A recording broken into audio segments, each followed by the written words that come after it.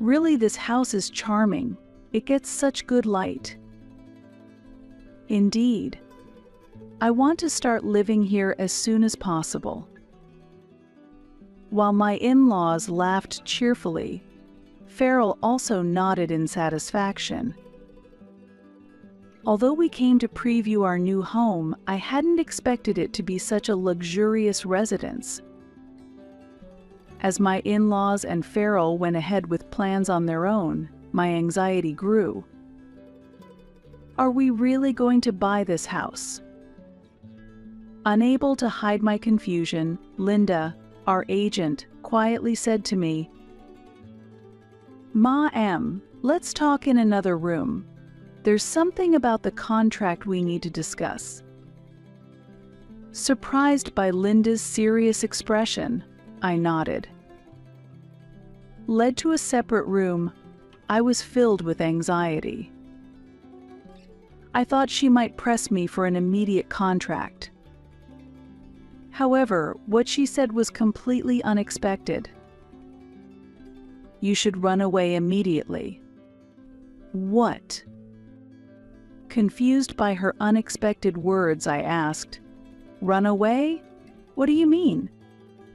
"I'm sorry for startling you so suddenly, but I've witnessed something." Linda began with an uneasy tone. The content of her words was shocking. "My name is Pamela Moore. I am 32 years old this year. My husband Farrell is the same age as me, and while we don't have children yet, we are seriously discussing buying our own house soon. I have been longing for the charm of a downtown apartment, but Farrell prefers a detached house with more privacy. This is particularly because of Farrell's parents. My mother-in-law, Hazel, is 65, and my father-in-law, George, is 66, relatively young for elderly people, but both have physical disabilities, so their lifestyle needs adjustments. When Farrell was a high school student, his family experienced a traffic accident during a trip, resulting in light injuries for him but severe ones for his parents. Hazel, his mother-in-law, hurt her back, and George, his father-in-law, sustained an injury that significantly impaired the function of one of his legs. Due to the accident, his parents were forced to quit their jobs, and their lives changed dramatically. After graduating from high school, Farrell worked diligently to support both the care of his parents and their livelihood.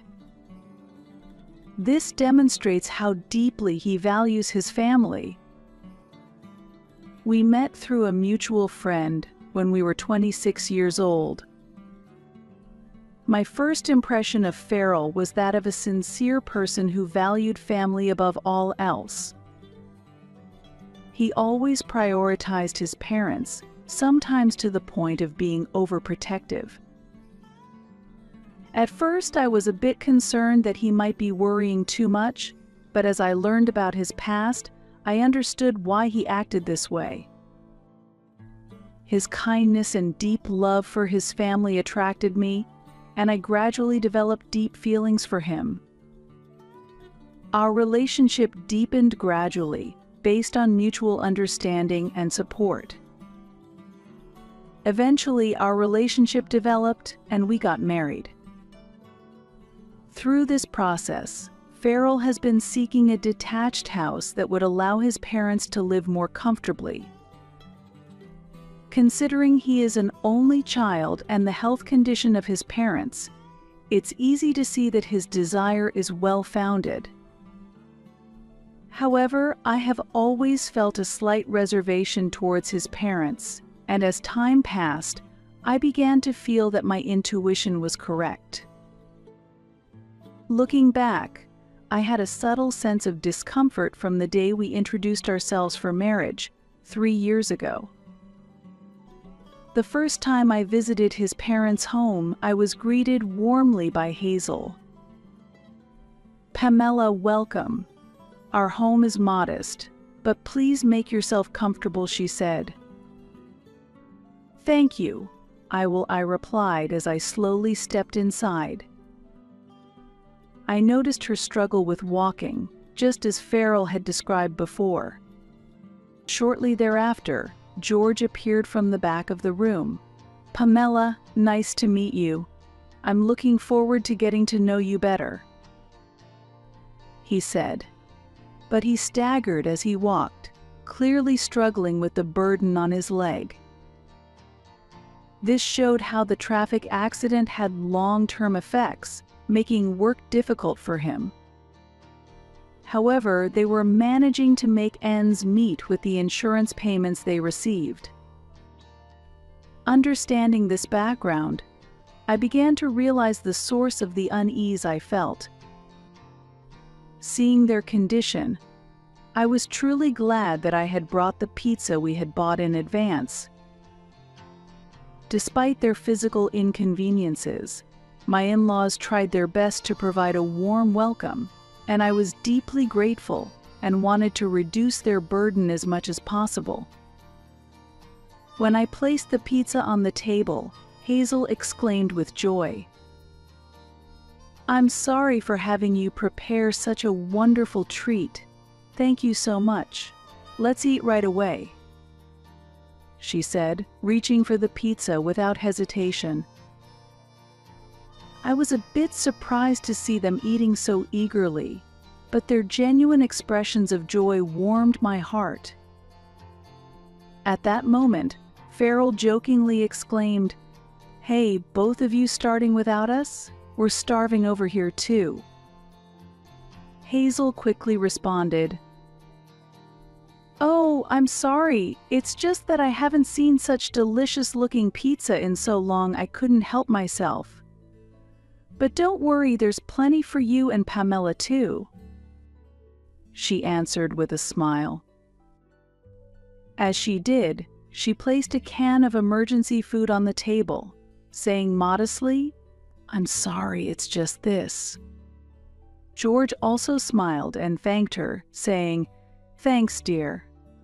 Seeing my surprised face, Farrell asked me, "What's wrong, Pamela?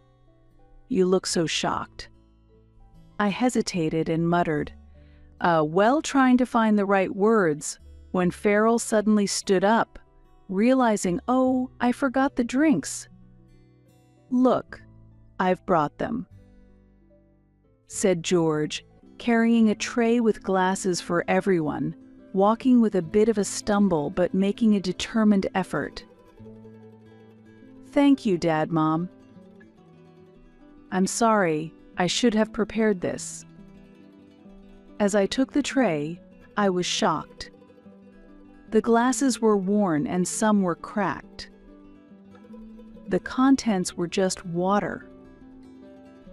I saw my father-in-law fetching water from the bathroom earlier. Could it really be just tap water? "Thank you" was all I could manage to say. Eventually, my in-laws ended up eating almost all of the pizza I had brought, even though I had intended for it to be shared among all of us. They were holding the pizza box, repeatedly saying it's delicious, and ate very quickly, creating an atmosphere where I felt I couldn't join in. Farrell had no problem eating the canned side dishes. I had brought the pizza wanting them to enjoy it, which was fine, but the canned food was unexpected. When I happened to pick up a can, I noticed it was nearing its expiration date. I ignored it and continued to eat silently. I could hardly taste anything.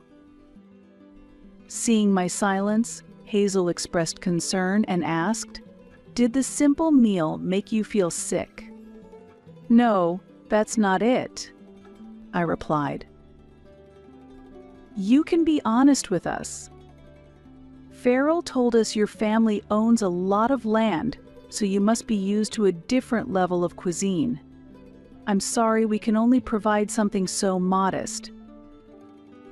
At first, I felt like she was being spiteful, but it seemed she genuinely believed that. I was even more confused about how to respond. "It's not like that," I replied hesitantly, as Hazel looked at me weakly. "I'm sorry. Farrell might have told you, but we are physically disabled. That prevents us from going to the supermarket often, and we can't provide as much hospitality as we'd like. It's frustrating to think about what we could do if we were more able-bodied." George nodded in agreement. Faced with their remarks, I found myself at a loss for words. "It's enough, really, thank you so much."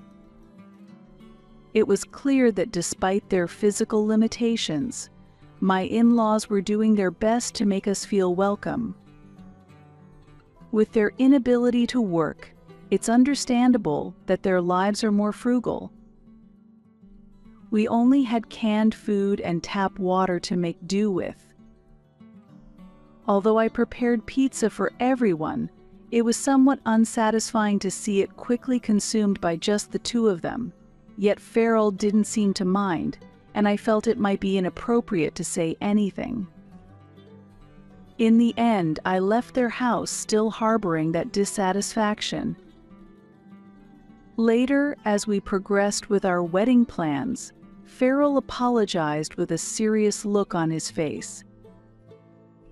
"I'm sorry, my parents can't contribute financially to the wedding expenses." "It's okay, we were planning to use our own savings anyway, so don't worry," I responded cheerily. I had already advised my parents to refrain from contributing too, fearing it might embarrass his parents if only one side offered financial support. Consequently, we decided to have a modest ceremony. Afterward, I received a call from Hazel. She apologized for not being able to help with the wedding expenses and said she wanted to send some home appliances as a gesture of her goodwill. Despite my reservations, she insisted on sending them. A few days later, several large cardboard boxes arrived at our house, which surprised me with their number. Upon opening them, they were packed with vintage appliances that were no longer on the market: old vacuum cleaners, a faded microwave, and other clearly well-used items. I also noticed the cracked cups and dishes that I had seen during our marriage introduction visit. All these had come from my in-laws' home. What kind of joke is this? I was at a loss for words. Seeing Farrell happily appreciating the gesture. "These appliances were used in your mother's house, weren't they? They look quite old," I pointed out reflexively. "Well, they still work, and we should be grateful," Farrell replied with a satisfied expression. Despite my surprise, as a matter of courtesy, I expressed our gratitude. I reluctantly contacted my mother-in-law. "The appliances have arrived, thank you." "Oh, they've already arrived? Those are things we've cherished for many years. I couldn't bear to throw them away, thinking they'd be useful to you newlyweds. You need appliances, right?" Her cheerful voice only increased my dissatisfaction. "However, many of them are quite worn and some do not work. We appreciate the gesture but plan to purchase new ones." "That's such a waste. It would help you save money." About saving money. "I really wanted to buy you new ones. But it's difficult for us. It's hard for us to get around, so we gave what we had at home." If they were worried about money, they didn't have to send anything. Moreover, my mother-in-law must have mentioned this to Farrell because he approached me about it. "Pamela, I heard you complained about the appliances. My parents went out of their way to send us household items. Don't take their intentions lightly. I didn't mean it that way. This made me feel like the villain. I ended up having to use the old appliances. This wasn't how I envisioned enjoying our newlywed life. It's a situation I find hard to accept. But I kept telling myself that they were considering finances in their own way. Then, Farrell proposed buying a new house. I have always dreamed of having my own home. Normally, this would be exciting news, but Farrell seems to want a home that could accommodate living with his parents in the future. I'm troubled by this idea. Reflecting on my past interactions with his parents, I feel uneasy. I wonder if it's really okay to live together, given their priority has always been saving money, which is why they sent the old appliances. Initially, I thought they were trying to help in any way they could, but I began to doubt their intentions. Later, when I visited my in-laws' house, I noticed that all their appliances had been replaced with the latest models. This raised many suspicions in my mind. I had heard they were financially struggling, but was that really true? They used to say they couldn't go shopping due to difficulty in getting around. However, nowadays, it's easy to make purchases online without needing to visit physical stores. This made me think that perhaps they just repurposed their old appliances as a wedding gift for us. I couldn't bring myself to tell Farrell, but I felt anxious that living together might force us into a frugal lifestyle. Furthermore, considering their situation, I felt that a new construction was out of the question. I was worried that they might suggest choosing a low-cost, aging house. Contrary to my concerns, they seemed to want a solidly built home. In fact, they were already looking at some properties. Seems like things are moving along, I said, perplexed. Yes, I took a drive last weekend and found a wonderful new property that I really liked. Farrell responded as if it were obvious. Why didn't you tell me about this? I felt left out and downhearted. Discussions about the house I was supposed to live in were being made without my knowledge. Feeling dissatisfied, I decided to go see the property. Farrell, his parents, and I headed to the real estate agency. On arrival, the agent quickly approached us. She was a young and attractive woman. Her business card read Linda Martin.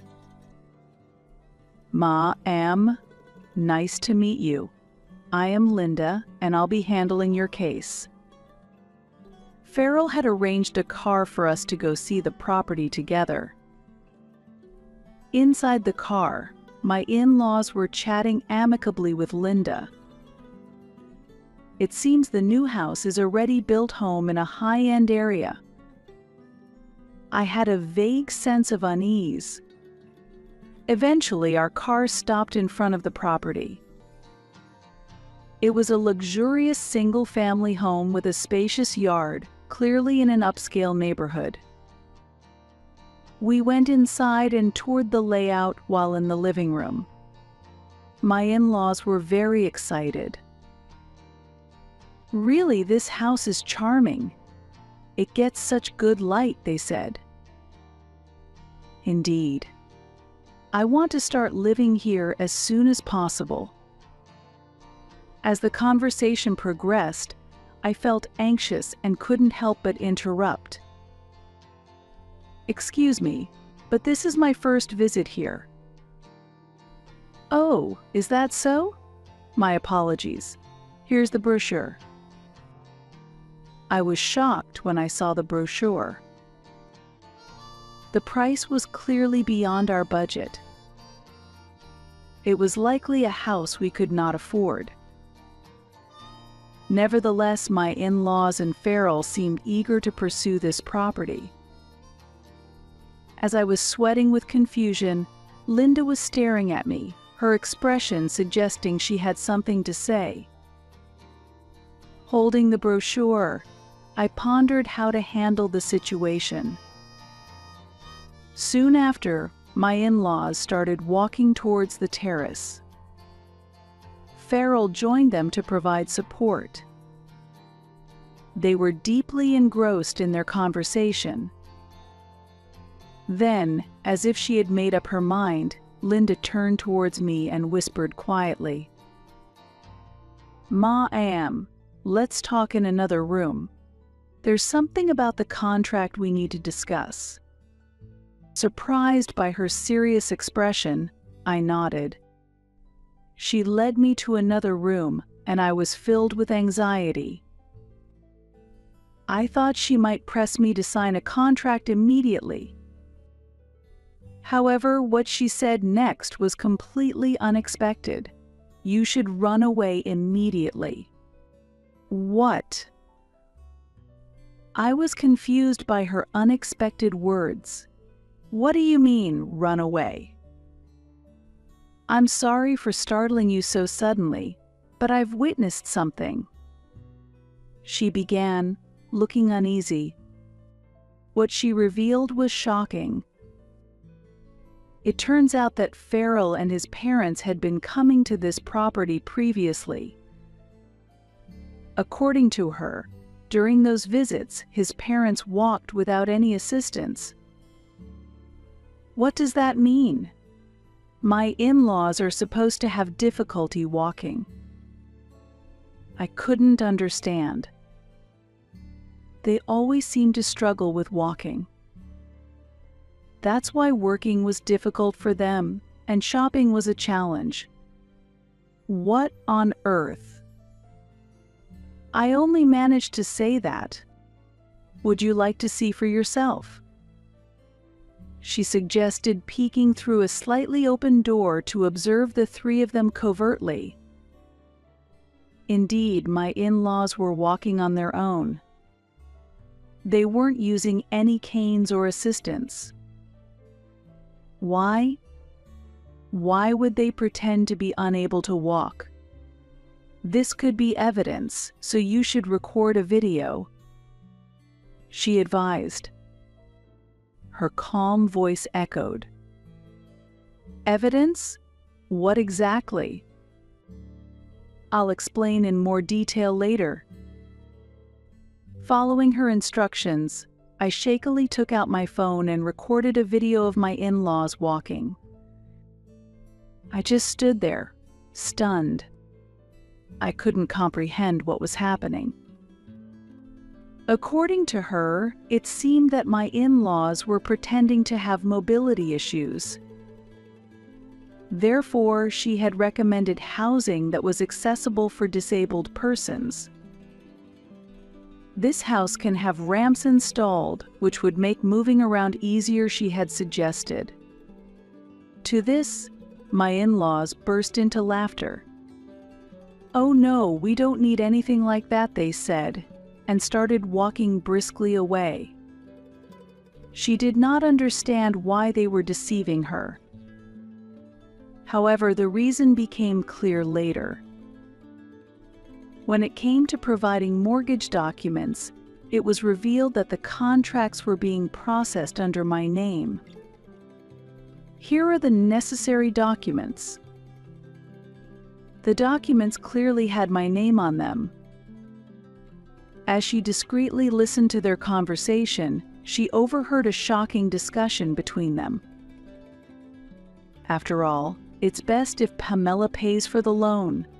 We've been pretending to be injured.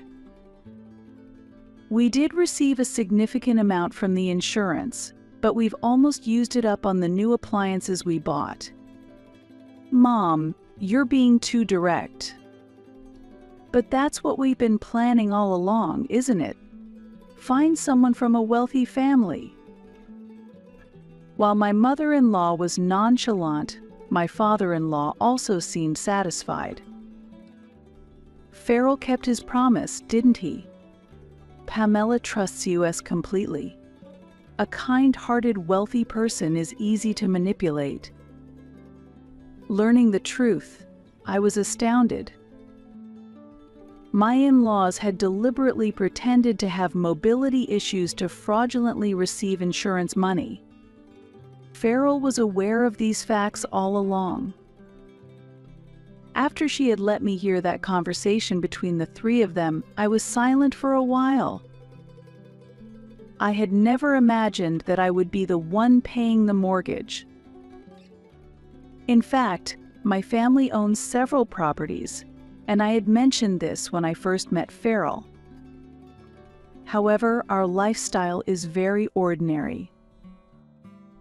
My parents have always encouraged frugality, and we don't own expensive items. My income is not substantial. I'm just a regular office worker. I had never dreamed that being a landowner would make me a target for Farrell's advances, thinking that it meant wealth. Overwhelmed and unable to react, Linda apologized to me. I'm truly sorry for bringing this up so suddenly. No, please don't worry about it. On the contrary, I appreciate you telling me, I replied emphatically, noticing her expression darkened. The matter is not yet concluded, she continued, and what followed was even more shocking. Farrell had said, "We'll need to draw on Pamela's resources moving forward." And his mother had added, laughing, "Hey, next, give her a little nudge. I'll teach her how to pretend to fall and claim long-term medical expenses. She'll surely be delighted to learn how a little pain can bring in money." I was horrified. They intended to involve me in their fraud. What do you mean? They were speaking as if it were merely a push, but the intention was clearly to cause injury. The thought of being coaxed into committing such deceit was unforgivable. I'm sorry to bring such distressing news, but I felt it necessary to tell you. This is a clear criminal act, and it could harm you as well. She spoke with evident concern in her voice. The implications were hard to believe and even harder to accept. Witnessing the scene firsthand, I saw my in-laws walking boldly. My name was on the mortgage documents, and there was Farrell, who had deceived me. The shock made me dizzy, and I stumbled. "Are you okay?" She caught me just as I was about to fall. I had to pull myself together. As my real estate agent, she had courageously revealed the truth. I had to take some action. "Thank you, I'm fine. I was just startled by this unexpected revelation. I have no intention of engaging in fraud, and now that I know the truth, I cannot simply ignore what my in-laws are doing," I declared firmly. My determination was clear to her, and she nodded in acknowledgement. There was no time to waste. We immediately discussed the next steps to take. After that, I hurriedly left the building through a different exit while she distracted my in-laws. Using the excuse of feeling unwell, I messaged Farrell that I was heading home ahead of him. Once home, I quickly started gathering evidence. I searched online for the date and details of the accident my in-laws had mentioned, and information about the insurance company and the doctors treating them. As soon as I was prepared, I decided to notify the insurance company. I raised the issue of fraudulent claims and explained the details to their Special Investigations Unit. I also made sure to attach and send the video I had recorded today via email.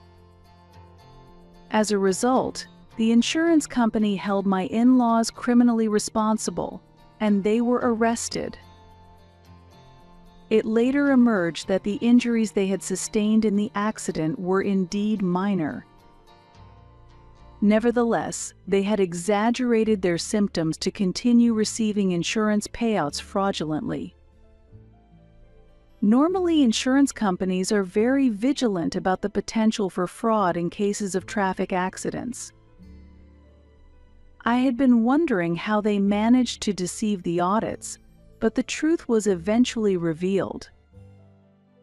Shockingly, they had conspired with a relative who was a doctor to forge medical certificates, exaggerating minor injuries as severe ones. It's unbelievable. Of course, that doctor was also arrested. This doctor had previously been flagged by the insurance company for irregularities, which led to their swift arrest, along with my in-laws. In the end, they were just a greedy family. It went beyond mere frugality. They were criminals. And Farrell, who had overlooked all this, was essentially complicit. I brought everything to light and filed for divorce. However, Farrell did not accept this and opposed it. He claimed it was all a misunderstanding and pleaded with me to at least meet his mother. I could not understand what he thought was misunderstood. I had no desire for a reunion, but there was something I still needed to say. Together with Farrell, I went to the prison where his parents were being held. Due to the gravity of their crimes, they received indefinite sentences without the option for fines. As a result, my in-laws were incarcerated. Stepping into the visiting room, I saw that his mother already looked dispirited. Separated by an acrylic panel, I fixed a sharp gaze on her.